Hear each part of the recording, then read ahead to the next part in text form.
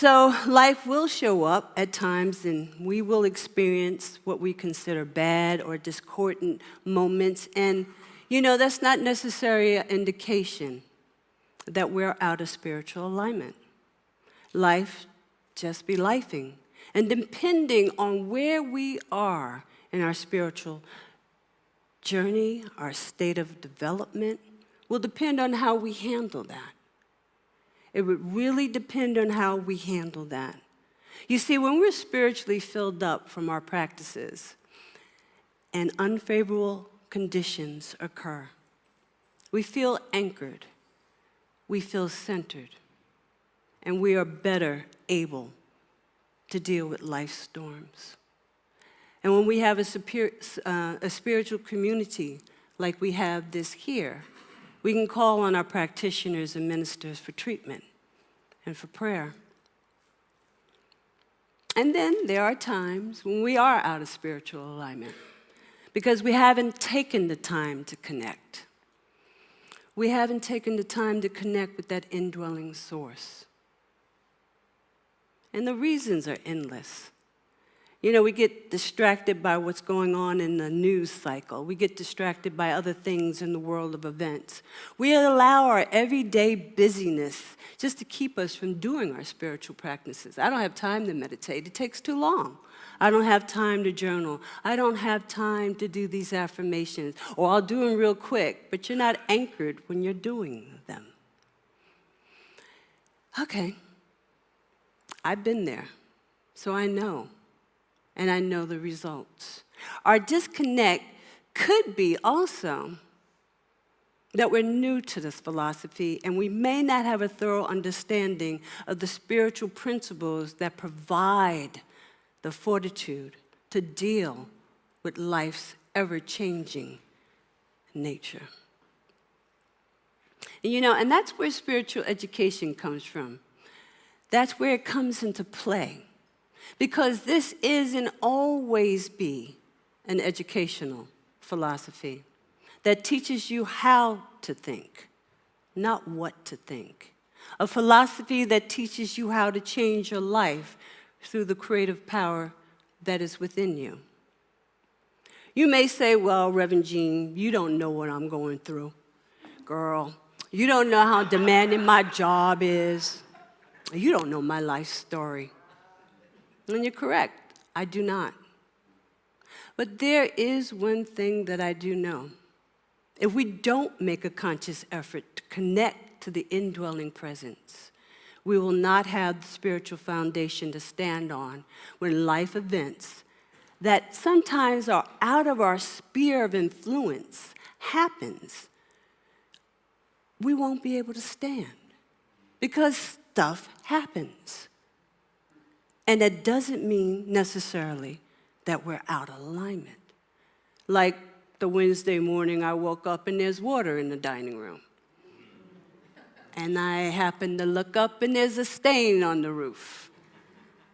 I didn't ask myself what I was thinking that caused that.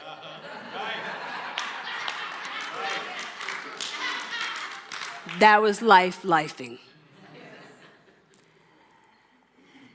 And even when those things happen, we have to also come into alignment with the fact that when we're out of spiritual alignment, when we're not practicing these principles, then we don't necessarily become aware when our own thought patterns are at the cause of a discordant nature. And things happen in our lives that we do not wish to experience. You have been you for a very long time. You have decades of other people's voices, opinions, judgments, social media in your head. On top of that, you have made their voice your voice. You talk to yourself sometimes internally in ways that you would not allow other people dare to talk to you. We deserve better than that. Most of our thinking and broadcasting are just thought patterns recordings from our subconscious aspect of our minds. And so in order to change the frequency of those patterns, we have to consciously do our work to clean up the outdated programming. Otherwise, these subconscious recordings are akin to vibratory sensors that keep transmitting out into the world, and they just attract back to us things that no longer serve us. You know, right now, we're in a class called Life Visioning, and it's based on the book Life Visioning by Reverend Dr. Michael Bernard Beckwith. And he says in his book, Source has given us the capacity to have an intimate at oneness with its presence within us and throughout creation. Cultivating and realizing that capacity is the ultimate purpose of our existence. That's heavy. That's the ultimate purpose of our existence. Whether or not we accept that self-realization, there's no doubt that it involves practice, practice, practice. Fortunately, as students and practitioners, and when I say practitioners, I mean those that are actively practicing the presence and the science of mind principles. For us, we are fortunate in this philosophy, we don't stay victim. We don't stay in that stage for very long. We remember who we are, and we use our spiritual tools of affirmation, affirmative prayer, and spiritual mind treatment, meditation, to course correct any conditions that are not in alignment with the wholeness we deserve to experience in our lives. And there will be times, just by being in this human form, we are faced with life events that causes us fear, anxiety, worry, and doubt, especially when we don't have any foundation or spiritual principles to anchor ourselves with, to stand upon. You know, this is a case for remembering who you are. And that's remembering who you are, and that there's a power in this universe that's greater than we are, and we can use it. It's always saying yes. And you know, when we get in that go, go, go, we forget that.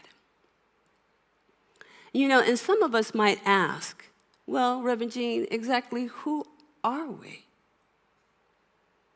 You know, our founder, Ernest Holmes, he said in the Science of Mind text, we have a faith that we are divine individualizations of God. It follows that each person is an individualized center of the consciousness of the one God. And our busyness has a tendency to make us forget that from day to day. We partake in the divine nature, and it, spirit, does personify itself through us in varying degrees, according to our receptivity of it.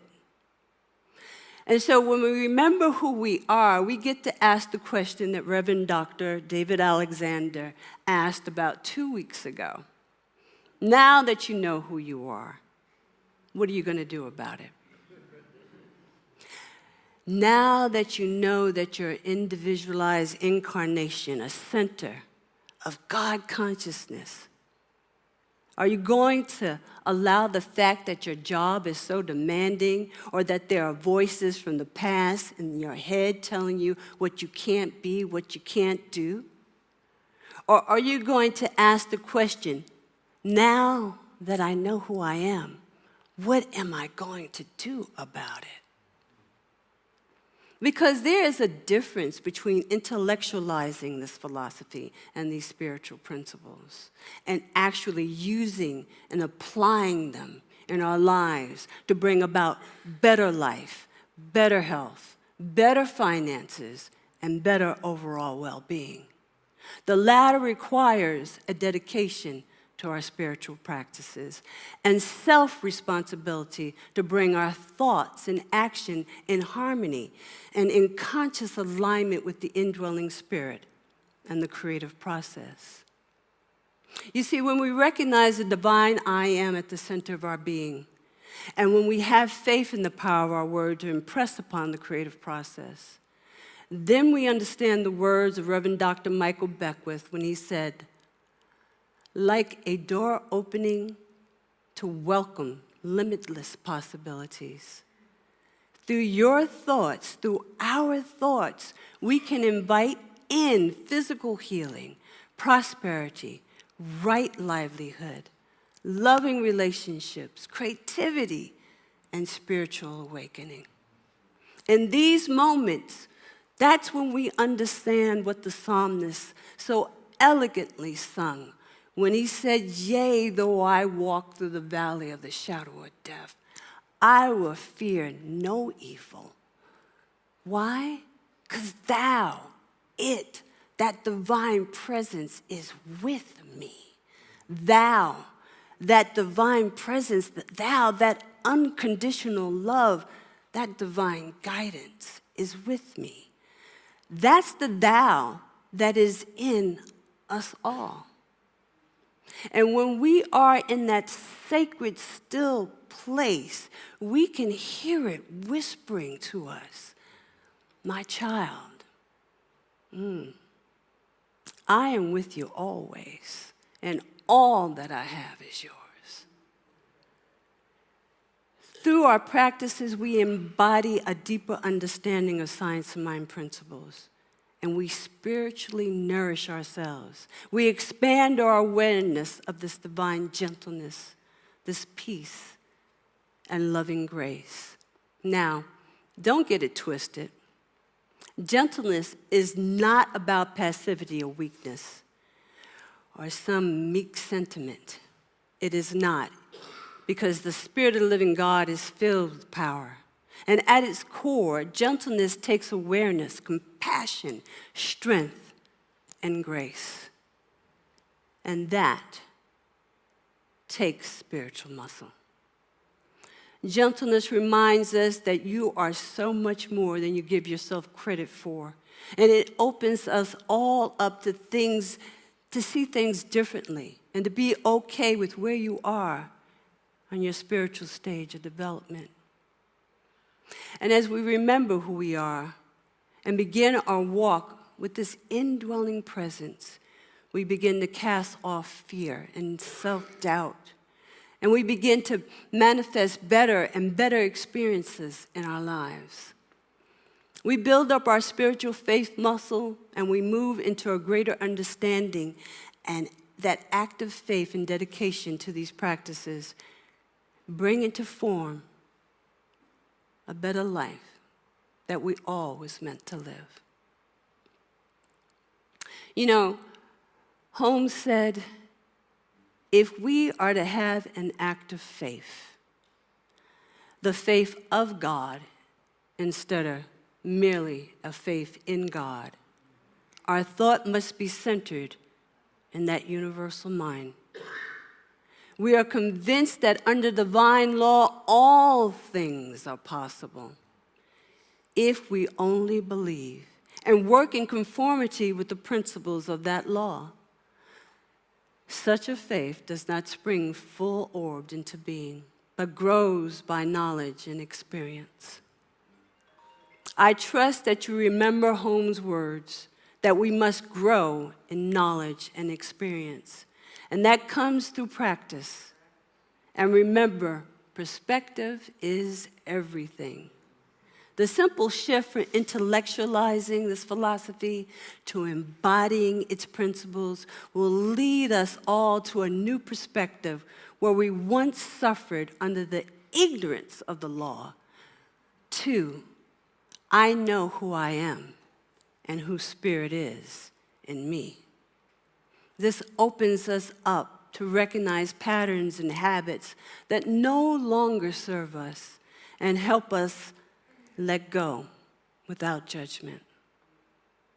And when things show up that are out of our seeming control, your spiritual practices give you the fortitude and solid foundation so that you can stand strong and you're able to declare that Spirit is eternally your guiding light in all things.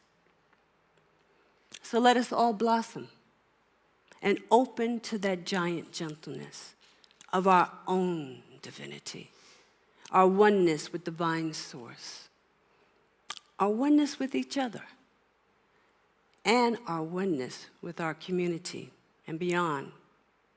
The important thing to remember, we must stay involved in our own personal spiritual growth and stay involved with our spiritual community.